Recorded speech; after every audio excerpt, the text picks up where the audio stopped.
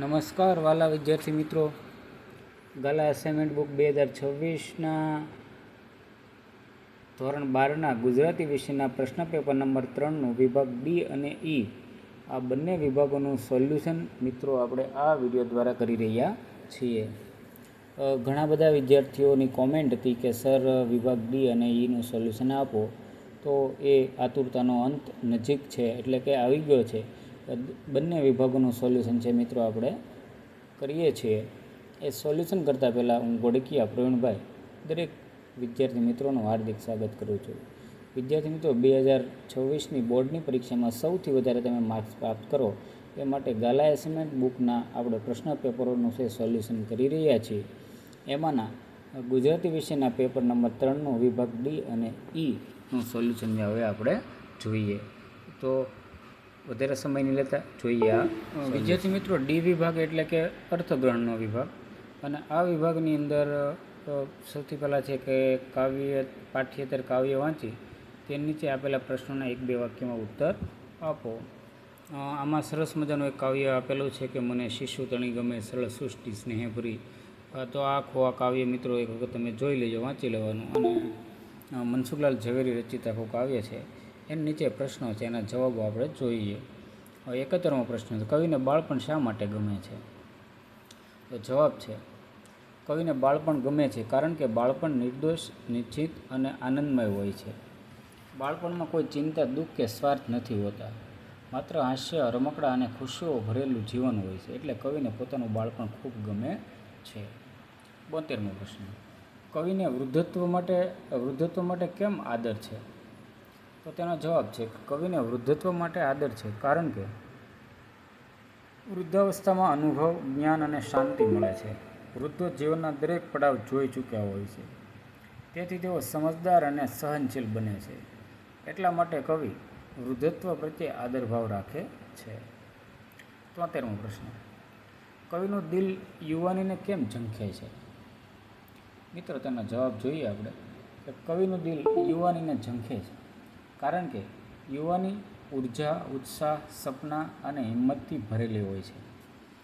આ વયમાં માણસમાં કંઈક નવું કરવાનો જુસ્સો હોય છે અને જીવનમાં આગળ વધવાની તાકાત હોય છે. એટલા માટે કવિનું મન ફરી એ ઉત્સાહભરી યુવાનીની ઈચ્છા રાખે છે.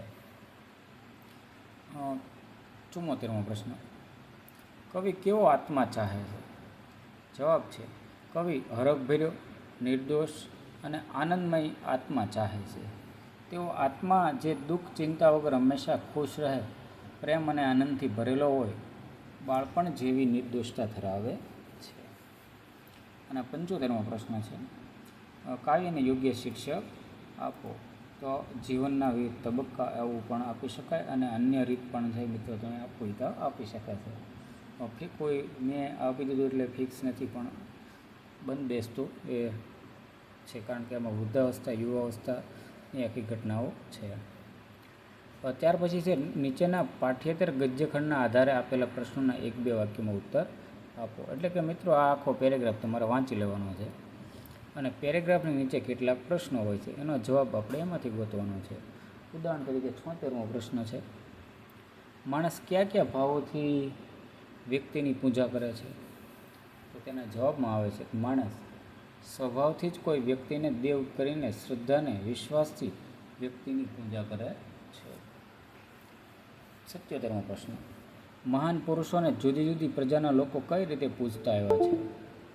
તો તેનો જવાબ છે કે મહાન પુરુષોને જુદી જુદી પ્રજાના લોકો દેવ બનાવી, માનવ બનાવી, આદર્શ રાખે અને વિશ્વાસ મૂકીને પૂજાય છે. 78મો પ્રશ્ન, પૂજા પાછળની આપણી આજ સુધીની રીત કઈ છે? તેનો જવાબ છે કે આજની આપણી રીત પ્રયત્ન કરી અભ્યુદય સાધવો, નામ ધારણ કરવું, ઉદય શક્તિનું આરોપણ કરી તેનામાં વિશ્વાસ મૂકી અને સાધવો, એ જ આજની રીત છે. 79મો પ્રશ્ન, કે આ રીત અંગે લેખકનું શું માને છે? તો જવાબ છે કે આ રીત અંગે લેખક માને છે કે વ્યક્તિની અંધશ્રદ્ધા અને બુદ્ધિ ન ચાલે ત્યાં સુધીની શ્રદ્ધાની છે. તે વિચાર આગળ ક્યારેય થતી શક્યતા નથી. અને અંતે 80મો પ્રશ્ન છે કે આ ગદ્યખંડને યોગ્ય શીર્ષક આપો. તો માણસ સ્વભાવની શક્તિ આવો એમ શીર્ષક થઈ શકે. ત્યાર પછી છે નીચેના ગદ્યખંડનો ત્રીજા ભાગમાં સંક્ષેપ કરી તેને યોગ્ય શીર્ષક આપો. એટલે કે આખો પેરેગ્રાફ વાંચવાનો છે, એને સંક્ષેપીકરણ છે કરવાનું. ઘણા બધા વિદ્યાર્થીઓ ત્રીજા ભાગમાં કે એટલે પહેલી પંક્તિ લખે, વચ્ચેની લખે અને છેલ્લી લખે અને સંક્ષેપીકરણ પૂરું કરે. પણ મિત્રો એ રીતે સંક્ષેપીકરણ હોતું નથી. તો કઈ રીતે હોય તો જોઈએ આપણે જવાબ. તો સૌથી પહેલાં શીર્ષક છે વિદ્યાર્થીના કર્તવ્ય. આ પેરેગ્રાફના આધારે એવું છે કે વિદ્યાર્થીના 4 કર્તવ્ય છે. સ્વતંત્ર છે, તેનો અધિકાર મેળવવો, શ્રદ્ધાની જ્ઞાનની જન્મદાત્રી છે. બીજું કર્તવ્ય છે નિષ્ઠ થઈને સત્યનું આચરણ કરવું. ત્રીજું જ્ઞાન પ્રાપ્તિ અર્થે સેવા. અને ચોથું સૂક્ષ્મ અવલોકન કરતાં ચેતો વિસ્તાર કરવો. આવી રીતના એના 4 પ્રકારના છે અને યોગ્ય સંક્ષેપીકરણ થઈ શકે.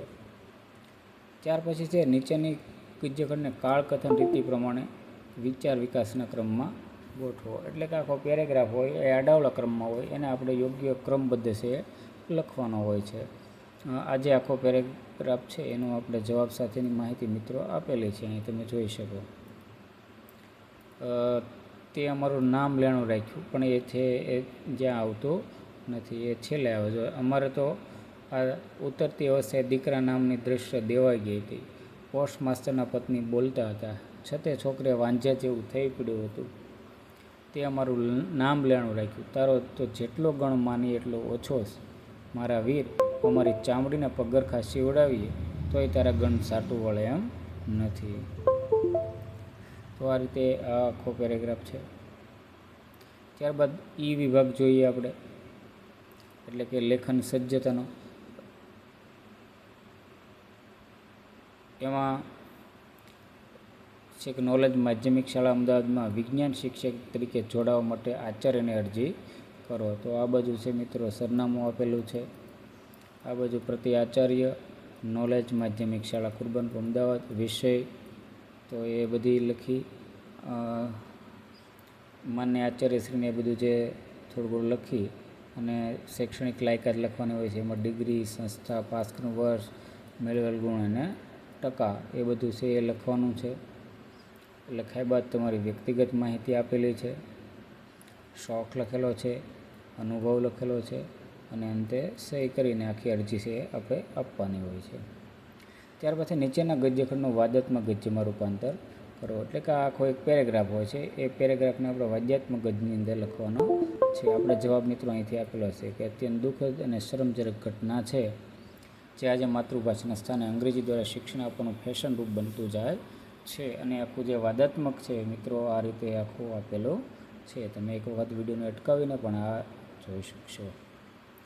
ત્યારબાદ છે નીચેના શબ્દ યાદીનો ઉપયોગ કરી જીવનમાં ચારિત્રનું મહત્ત્વ વિશે ભાવાત્મક ગદ્ય છે એ લખવાનો છે. એટલે કે આ આખો પેરેગ્રાફ શબ્દ યાદી છે એને ધ્યાનમાં રાખીને તમે જોઈ શકો કે આપણે આખું જીવનમાં ચારિત્રનું મહત્ત્વનું આપણે લખેલું છે. કઈ રીતનું આવે છે બધી જ માહિતી મિત્રો ભાવાત્મક ગદ્ય આપેલું છે. ત્યારબાદ છે નિબંધ લેખન. એમાં સૌથી પહેલાં છે જનતા લોકશાહીનું સાચું બળ. આ વિશે નિબંધ છે. તો મેં તો મારી રીતે મિત્રો આ નિબંધ છે મુદ્દાઓના આધારે લખેલો જ છે. તમે પણ તમારા આમાં નવા વિચારો ઉમેરીને પણ આખો નિબંધ છે એ લખી શકો, કારણ કે નિબંધમાં કોઈ બંધન હોતું નથી અને તમે તમારા વિચારપૂર્વક પણ છે એ લખી શકો છો. અને તે નિષ્કર્ષ પણ આપણે આપી દીધો છે.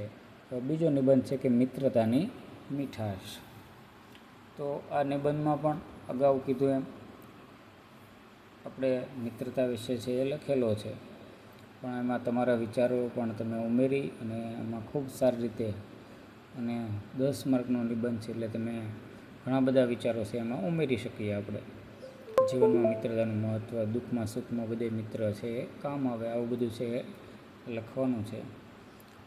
ત્યારબાદ ત્રીજો નિબંધ છે કે મોબાઈલના લાભાલાભ. તો વર્તમાન સમયમાં એટલે કે આધુનિક યુગમાં જે મોબાઈલ ફોન માનવ જીવનનો જે અવિભાજ્ય અંગ બની ગયો છે એ બધી ઘટનાથી શરૂ કરી અગાઉની ઘટના, અત્યારની ઘટના, એ બધું છે એના લાભ છે લખવાના છે. આમાં ગેરલાભ છે આપણે ક્યાં દર્શાવવાના છે નહીં. તો સંપર્ક સાધન ને માહિતી, શિક્ષણ ને મનોરંજન, વ્યવસાય માટે ઉપયોગ, આપત્તિ માટે મદદરૂપ, તો એ બધું છે આમાં મિત્રો આપણે દર્શાવેલું છે અને અંતે આખો ખૂબ સરસ રીતે આખો સોલ્યુશન આપવાનો પ્રયત્ન કર્યો છે. વિદ્યાર્થી મિત્રો, તમને જો આ સારું લાગે તો જ વિડીયોને લાઇક શેર કરો, અન્ય વિદ્યાર્થીઓ સુધી પહોંચાડો. હવે મળીએ આપણે એક નવા જ વિડીયોમાં.